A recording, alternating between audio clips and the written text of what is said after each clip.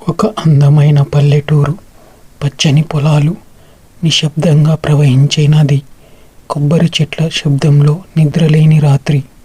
ఆ గ్రామంలో ఓ యువకుడు, బలమున్నవాడు, శారీరకంగా పటిష్ఠుడు. తన బలాన్ని చూపించాలనే ఉద్దేశంతో ఇతరులను వేధించడం మొదలుపెట్టాడు. శక్తి కలిగిందని అందరిపై తన ఆధిపత్యాన్ని ప్రతిష్ఠించాలనుకున్నాడు. ఒక రాత్రి ఆకాశంలో మృదువుగా మెరిసే చందమామ అతని వద్దకు దిగివచ్చాడు. తెల్లటి వెలుగులో ఆ యువకుడికి చూస్తూ ఇలా అన్నాడు: బలమా బలుపా, నువ్వు భయపెడుతున్నావా లేక రక్షిస్తున్నావా?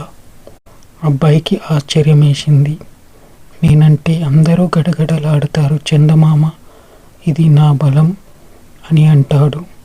చందమామ చిరునవ్వుతో ఇలా అన్నాడు: బలమంటే ఇతరుల్ని చిత్రవద చేయడమా? బలమంటే భయాన్ని నాటడమా? ఇది బలంలా కనిపించవచ్చు, కానీ ఇది బలుపు. బలమంటే రక్షణ, బలమంటే సహనం, బలమంటే వినయం, బలమంటే సత్యానికి నిలబడే ధైర్యం. నువ్వు వాడే బలానికి విలువ లేదు.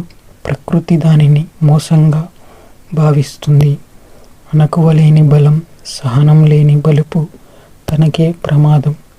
యువకుడు ఆశ్చర్యపోతాడు. తన బలాన్ని కొత్త కోణంలో చూచాడు.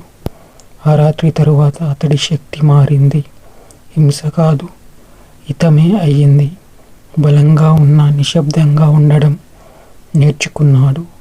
చంద్రుడు వెళ్ళిపోయాడు, కానీ తన తెల్లని వెలుగులో ఒక వ్యక్తి మనసులో వెలుగును విత్తనం వలె నాటాడు.